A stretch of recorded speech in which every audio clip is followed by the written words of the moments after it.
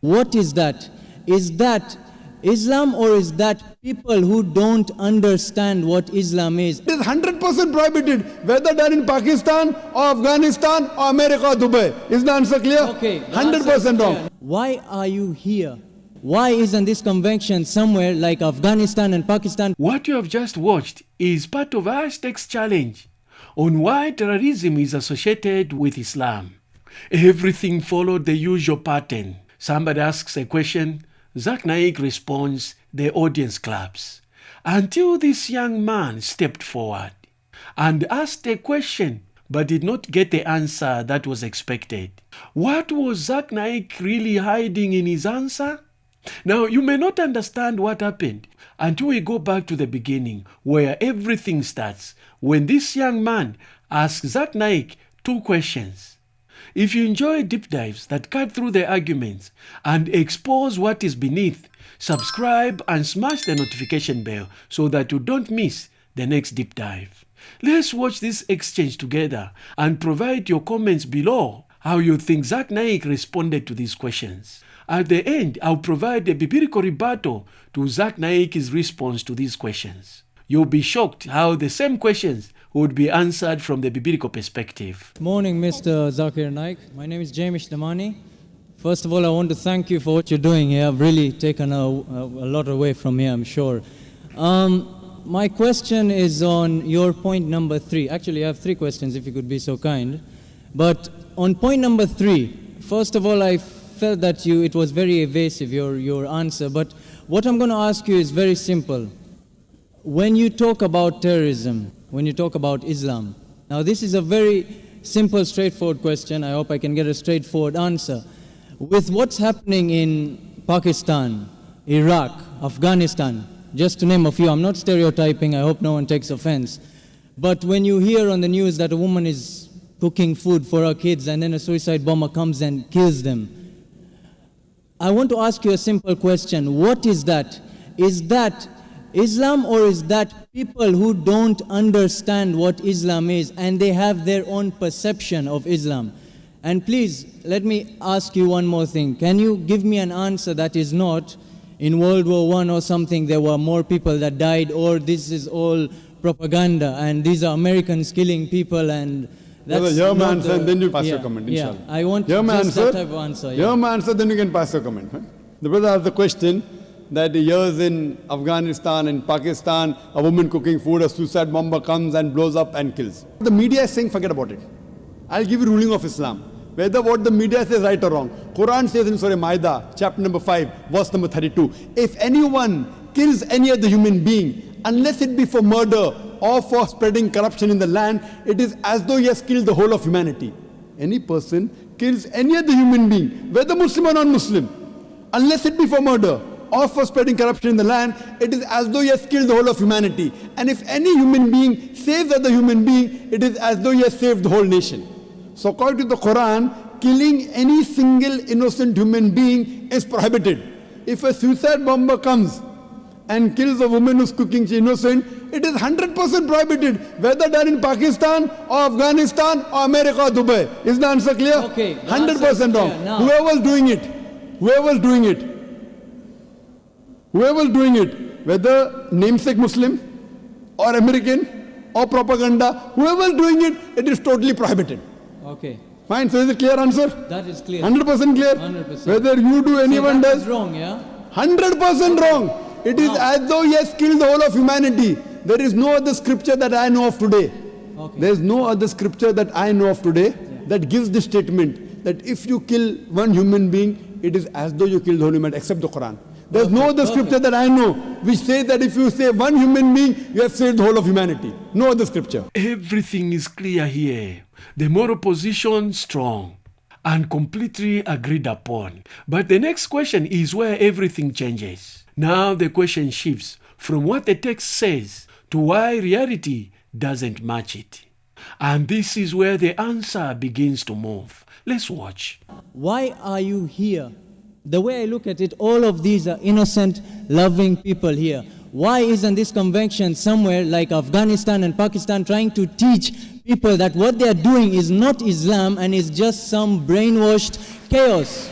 and that they're going to go to hell and they're not going to go to heaven for killing innocent people, for the 911 attacks, for the London bombings.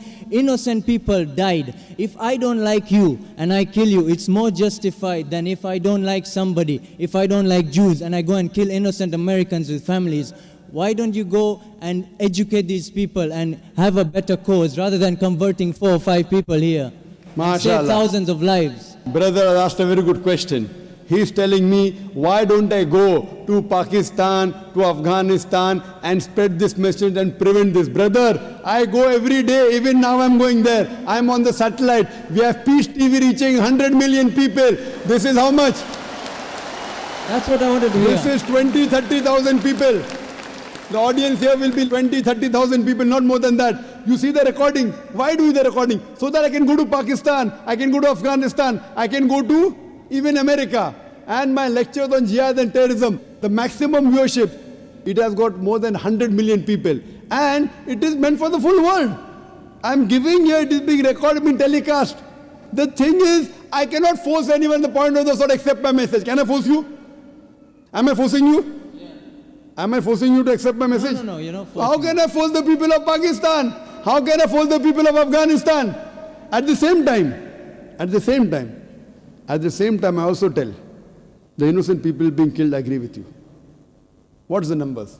You said, 4 or 5 people converting here is better than telling that. My job is to deliver the message. فَذَكِّرْ إِنَّمَا أَنْتَ مُذَكِّرٌ.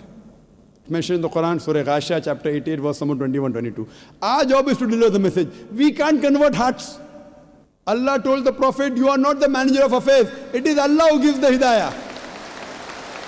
I can talk. I cannot convert. It is Almighty God who converts. I can talk.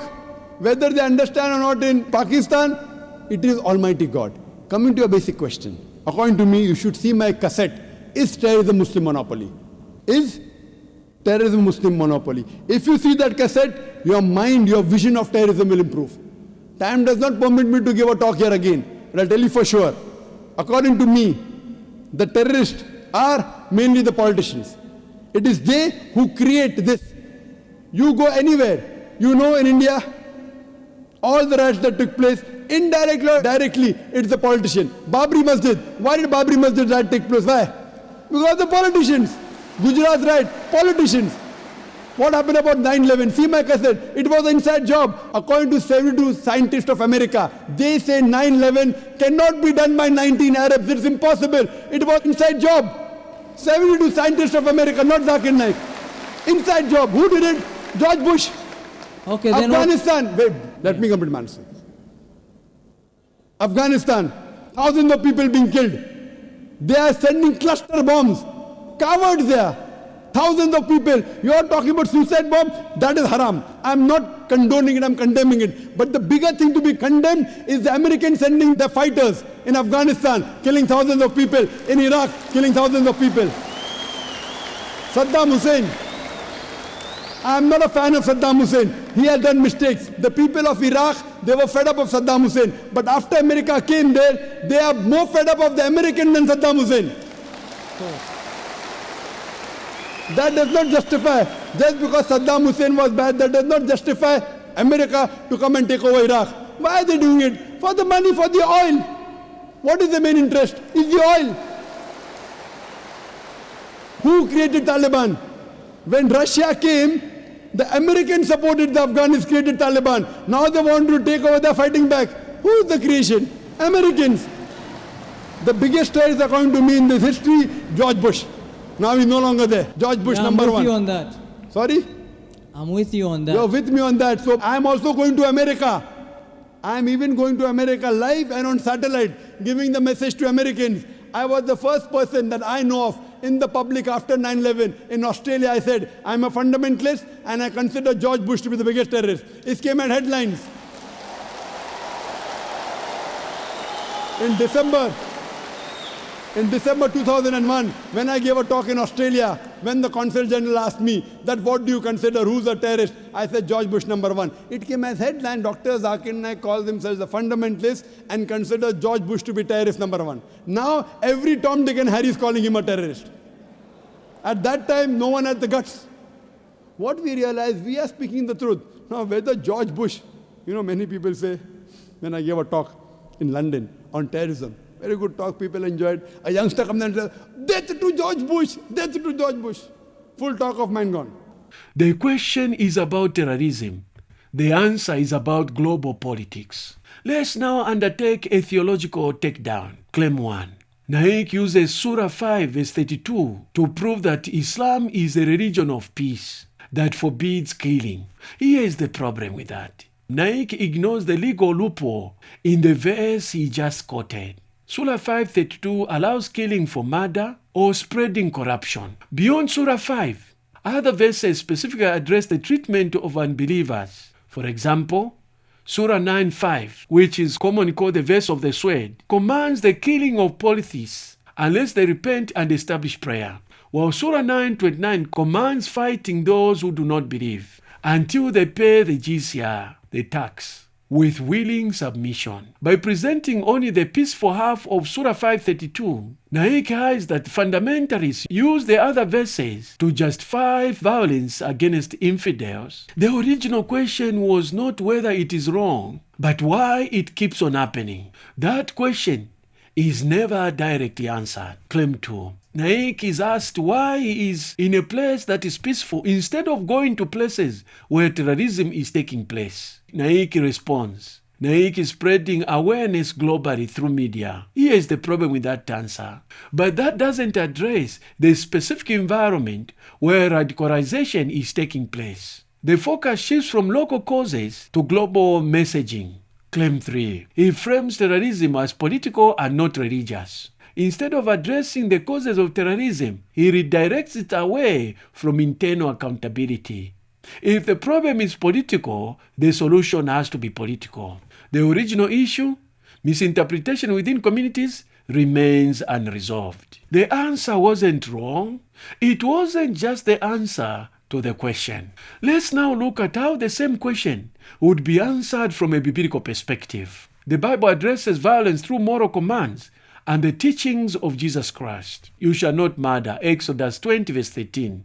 Love your enemies, Matthew 5 verse 44. Those who take the sword will die by the sword, Matthew 26 verse 32. The key emphasis from a biblical perspective is not just about prohibiting killing, but transforming the response towards the enemies. Because the Bible asks believers to love even their enemies. Naik claims that the Quran is the only text that contains the verse that says the one who kills a human being is like he has killed all humanity. But the Bible says, don't even kill at all. How Christian frames the issue of terrorism. Violence against the innocent is morally wrong. Retaliation is restrained, not glorified. The ethical focus is on forgiveness, justice, and restraint. This creates a framework where the moral rule is broad and consistent. The burden is on self-restraint, not the expansion of conflict.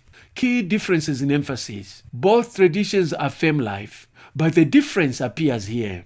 One includes detailed rules about conflict and opposition. The other one emphasizes personal restraint, even in conflict. The question was never just, is killing wrong? The real question was, why does it still happen?